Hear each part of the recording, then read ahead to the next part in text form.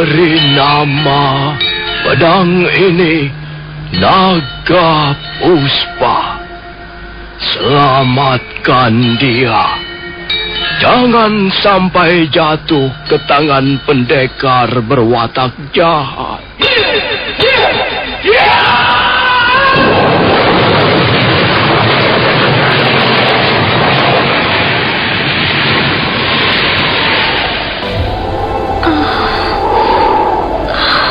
Kakang Kamandanu, kau masih juga tidak percaya bahwa aku mencintaimu. Mesin, maafkan aku, Mesin. Mesin. Mesin!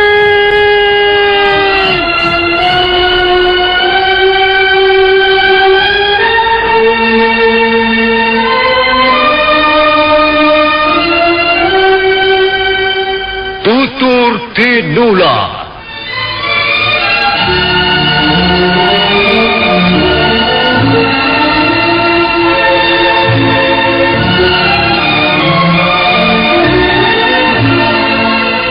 Sebuah sandiwara radio serial, produksi Sanggar Cerita dan teater Sanggar Prativi.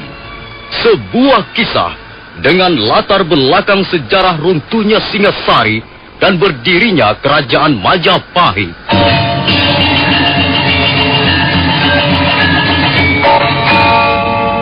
Sandiwara ini didukung oleh pemain-pemain radio yang sudah ternama, Ferry Fadli, Ivone Rose, dan Eli Ermawati.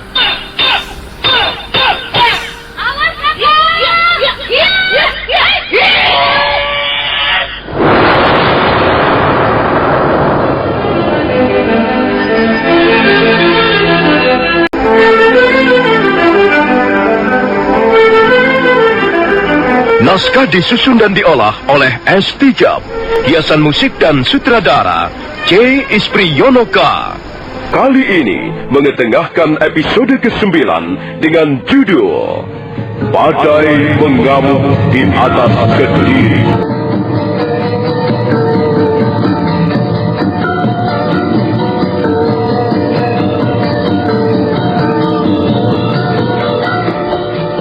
Dalam seri ke-258 ini didukung oleh para pemain Ferry Fadli sebagai Arya Kamandanu, Ivone Rose sebagai Sakawuni, Heri Stiono sebagai Tias Sanggrama Wijaya, Nusri Nurdin sebagai Lembu Sora, Rusli sebagai Rangga Lawe, Edi Johan sebagai Ike Mese, Peter Pan sebagai Banyak Kabuk, Mas Sono sebagai Wira Raja, Penny Indrahadi sebagai Sipi, dan Asdi Suhastra pembawa cerita.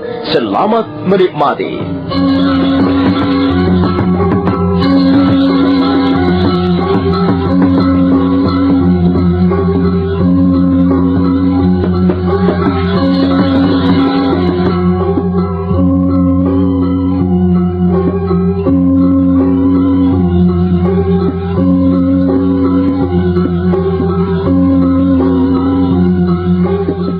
Sakawuni cemas melihat ayahnya tiba-tiba pingsan. Arya Kamandanu segera memeriksa seluruh tubuh Banyak Kabuk. Mereka segera tahu bahwa Banyak Kabuk terkena aji tapak wisa yang ampuh. Arya Kamandanu mengusulkan agar Banyak Kabuk segera dibawa ke Bukit Panampihan untuk minta pengobatan pada Dewi Tunjung Biru. Kita harus segera mengobatinya, Sakawuni. Kukira kita masih mempunyai kesempatan untuk membawanya ke Bukit Panampihan. Kalau kita segera berangkat, kukira kita tidak akan terlambat. Ayah, mengapa ayah tidak mau berterus terang? Seharusnya ayah segera memberitahu kami bahwa ayah terluka. Hal itu dilakukan karena kasih sayangnya padamu. Dia tidak ingin melihat kau kebingungan dan cemas, Wuni. Tapi dia tidak boleh bersikap seperti itu, Kamandanu. Aku ini kan anak gadisnya. Sudahlah. Sekarang kau tunggu saja di sini. Aku akan melaporkan hal ini pada Gusti Sanggrama Wijaya.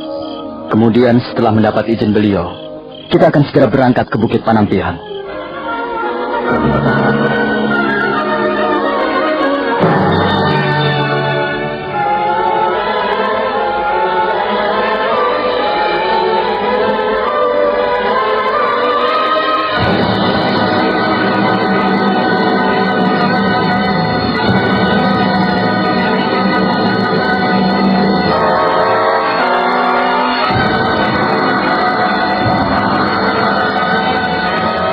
Sementara itu, di Balai Pendopo Agung Istana Kediri, pesta kemenangan masih terus berlangsung hingga jauh malam. Prajurit-prajurit Tartar kelihatan sangat bersukaria. Mereka makan dan minum tuak sampai sepuas-puasnya. Sebagian besar di antara mereka sudah mabuk. Mereka nampaknya benar-benar menikmati kemenangan yang baru saja dialami. Nampak dia Sang Gramawijaya masih berada di tengah-tengah pesta. Tapi beliau kelihatannya tidak terlalu gembira. Demikian juga Lembu Sora dan Ranggalawe. Bahkan Ranggalawe kelihatannya tidak senang melihat tingkah laku prajurit-prajurit Tartar yang bermabuk-mabukan. Paman Lembu Sora, sepertinya kita hanya menjadi penonton saja. Bukan kita yang merayakan kemenangan ini, Paman. Benar, Gusti. Suasana ini benar-benar tidak enak di hati. Ampun, Gusti. Hamba sungguh-sungguh tidak senang melihat tingkah laku mereka itu. Lihat saja, mereka enak-enak bermabuk-mabukan di negeri orang. Hamba muak melihat pemandangan ini. Hamba muak, Gusti Sang Gramawijaya. Kau harus bisa menahan hatimu, Ranggalawe. Memang untuk sementara ini, seperti yang telah dikatakan Tuan Arya Wiraraja, kemenangan bukanlah menjadi milik kita. Benar, Paman Lembu Sora.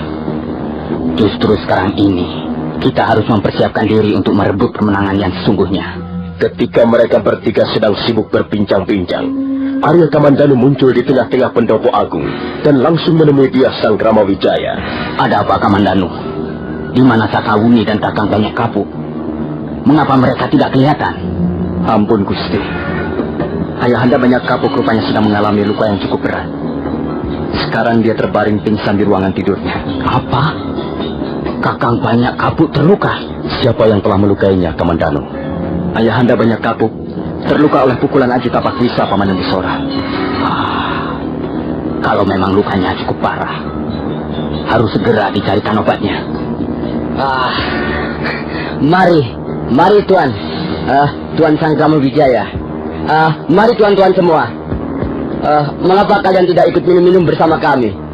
Marilah kita rayakan pesta kemenangan ini bersama-sama.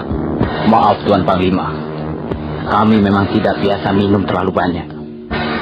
Di samping itu, kami baru saja mendapat laporan bahwa ada salah seorang di antara sahabat kami yang terluka berat. Kasihan orang itu. Dia harus segera diobati. Tapi biarlah orang lain yang mengurusnya. Sementara Tuan bersama kami ikut merayakan pesta kemenangan ini. Sebab pesta kemenangan ini bukan hanya milik prajurit-prajurit Tartar, tapi juga menjadi milik prajurit-prajurit Tuan. Prajurit-prajurit Majapahit, Tuan. Terima kasih Tuan Panglima Ikemense. Tapi maaf, saya harus segera meninggalkan pesta ini. Saya harus segera tahu luka-luka yang diderita oleh sahabat kami. Maaf Tuan Panglima, kami semua mohon diri.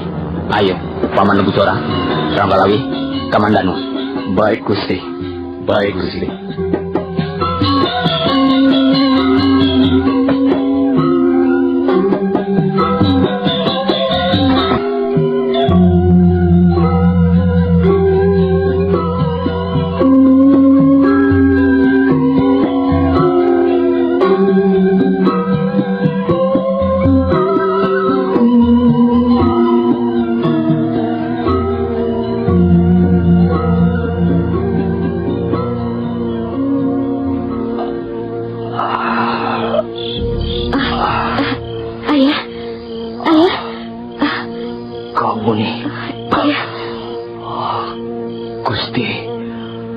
Gusti Sang Gramawijaya. Iya, Ayah. Gusti Sang Gramawijaya, Paman Lembu Sora, dan Kakang Ranggalawe juga hadir di sini. Mereka ingin melihat luka-luka Ayah. Apa yang kau rasakan, Kakang Banyak Kapuk? Rupanya hamba terkena Aji Tapak Wisa, Gusti. Bagaimana peristiwanya, Adi Banyak Kapuk? Saya bertempur melawan Pupacil dan Dewi Sambi, Kakang Lembu Sora. Pada saat itu saya lengah. Dewi Sambi berhasil menyerangkan pukulannya di bagian rusuk kiri. Semula saya kira pukulan itu tidak mengakibatkan apa-apa. Hanya dada saya terasa sedikit sesak. Dan setelah rasa sesak itu hilang, sepertinya saya tidak mengalami luka sedikit pun. Tapi entahlah, mendadak kusuk kiri saya rasanya seperti terbakar. Pandangan mata saya menjadi gelap. Dan nafas saya menjadi sesak kembali. Ayah lalu pingsan untuk beberapa saat lamanya, Paman Lembu Sora. Arya Kamandanu sudah memeriksa luka-lukanya. Bagian rusuk kirinya seperti luka memar dan warnanya kebiru-biruan. Saya kenal bekas pukulan Aji Tapak Bisa. Saya sendiri pernah mengalaminya. Saya juga pernah mengalaminya, Paman Lembu Sora. Pukulan Aji Tapak Bisa benar-benar ampuh. Kalau begitu, harus dicari seorang tabib yang segera bisa menyembuhkan Kakang Panyakapu. Siapakah yang tahu di mana rumahnya seorang tabib asli? Kami bermaksud membawanya ke Bukit Panampihan malam ini juga, Gusti. Bukit Panampihan? Iya, Gusti. Letaknya di kaki Gunung Semeru. Ya, memang cukup jauh dari sini. Tapi kami tidak mempunyai cara yang lain lagi, kecuali membawa ayah pergi ke Bukit Panampihan. Kalau begitu, kalian harus segera berangkat sekarang. Makin cepat, makin baik. Benar, Sakawuni. Kalian harus segera berangkat, supaya tidak terlambat. Akhirnya, semuanya setuju banyak kapuk dibawa ke Bukit Panampihan malam itu juga. Sakawuni segera mempersiapkan perbekalan untuk berjalan jauh. Arya Kamandanu menyiapkan 2 ekor kuda. Setelah segala sesuatunya beres, mereka pun segera berangkat meninggalkan istana Kediri. Dia Sang Gramawijaya, Lembu Sora, Rangga Lawe, Kebo Anabrang dan yang lain-lain mengantarkan sampai ke pintu gerbang. Hati-hati di jalan, Sakawuni. Iya, Gusti. Terima kasih, Gusti. Ampun, Gusti. Hamba terpaksa tidak bisa menemani Gusti di istana Kediri. Tidak apa-apa, Kakang Panyakapu. Kau harus segera berobat supaya lukamu sembuh kembali, Kakang. Setelah itu, barulah kita bisa berkumpul lagi. Ampun, Gusti. Kami mohon pamit. Ayo, Sakawuni.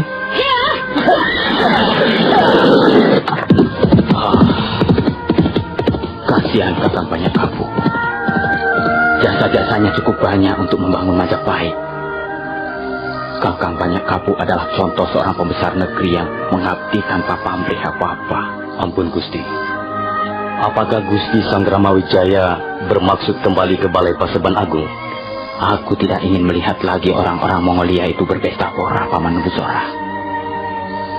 Aku ingin bertemu dengan Tuan Wira Raja. Ada hal penting yang ingin kubicarakan dengan beliau. Kalau begitu, marilah kita menemui beliau, Gusti.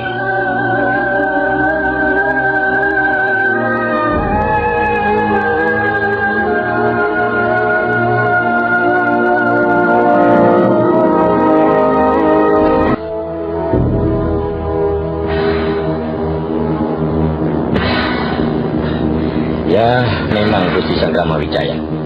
Suasananya kurang enak untuk dirasakan, kalau tidak boleh dikatakan menyakitkan.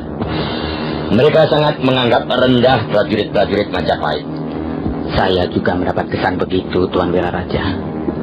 Mereka kurang menghargai kita. Benar, Gusti. Mereka menganggap prajurit-prajurit kita seperti pupuk bawang. Seolah-olah kemenangan ini hanya milik mereka, dan kita hanya disuruh menonton saja. Hamba juga sakit hati, Gusti Sang Gramawijaya. Mereka pikir hanya mereka lah yang bertempur melawan prajurit-prajurit Kediri. Kita pun banyak berkorban. Kita pun bertempur dengan semangat menyala-nyala, dengan taruhan nyawa. Tapi setelah kemenangan berhasil diraih, mereka ingin merebut kemenangan itu untuk mereka sendiri. Inilah yang menyakitkan, Gusti. Hamba benar-benar tidak terima.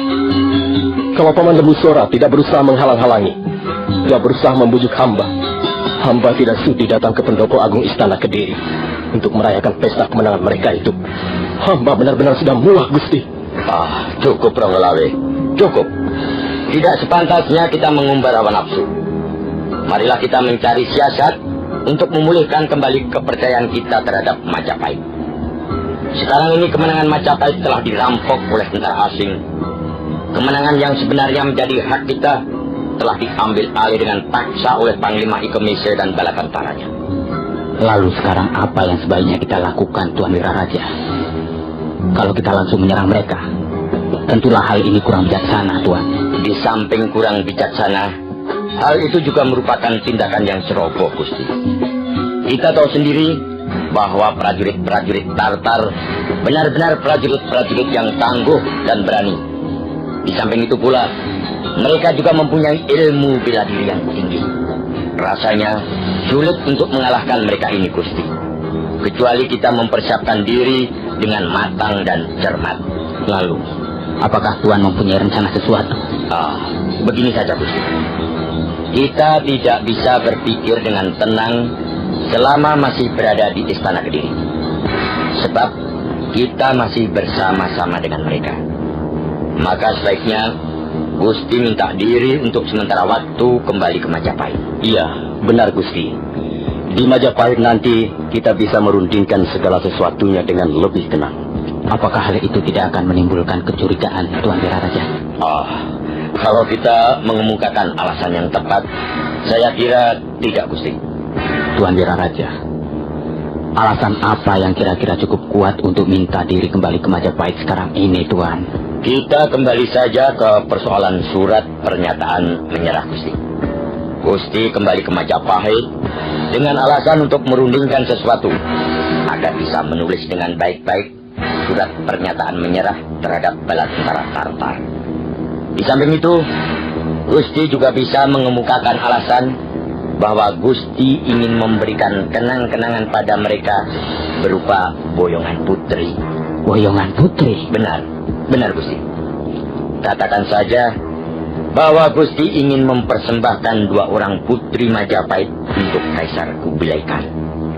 Dan putri yang pantas untuk dipersembahkan harus lebih dulu diteliti dan dipilih. Nah, saya kira mereka akan bisa menerima alasan itu, Gusti.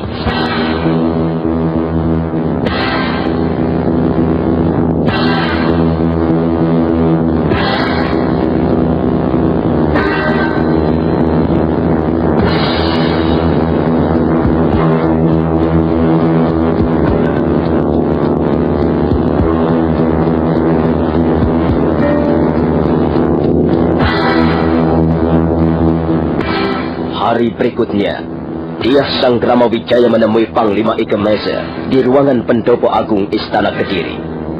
Semula Panglima Ike Mese menolak keinginan Dyah Sanggrama Wijaya untuk kembali ke Majapahit. Tapi setelah mendengarkan alasan Dyah Sanggrama Wijaya, pimpinan pasukan Tartar itu agaknya bisa mengerti juga. Akhirnya dia meluluskan keinginan Dyah Sanggrama Wijaya dengan catatan tidak boleh terlalu lama tinggal di Majapahit. Dyah Sanggrama Wijaya hanya diberi waktu tidak boleh lebih dari 30 hari.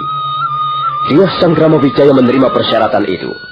Kemudian beliau menemui Lembu Sora dan Rangga Lawe untuk diajak mengadakan persiapan.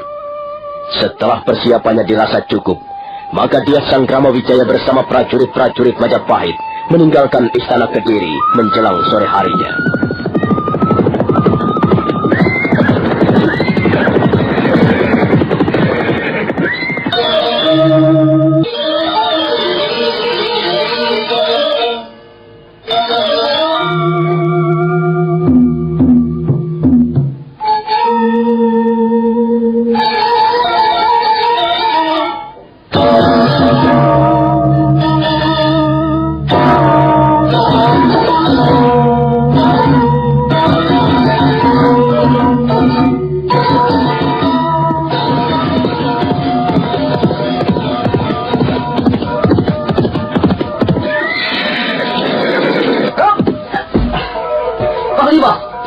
Panglima Ike Mese. Ada apa, Panglima Siti? Saya melihat orang-orang Majapahit keluar dari pintu gerbang Istana Kediri. Mau kemana mereka itu, Panglima?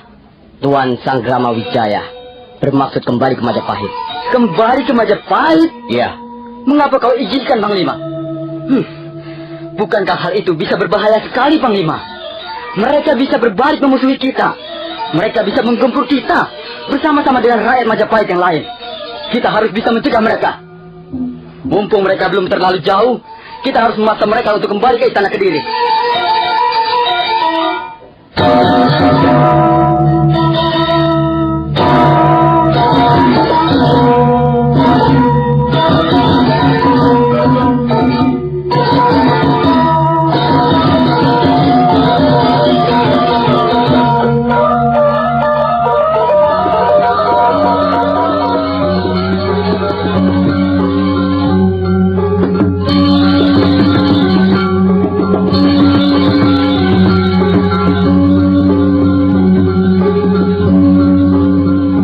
Panglima Sipi kelihatan sangat kecewa mendengar keputusan Panglima Ikemese yang mengizinkan Dia Sang Ramawijaya kembali ke Majapahit. Dia sangat mengkhawatirkan kesetiaan Dia Sang Ramawijaya untuk menepati janjinya. Karena itu dia bersemangat untuk memaksa kembali Dia Sang Ramawijaya berikut prajurit-prajurit Majapahit ke kota Kediri.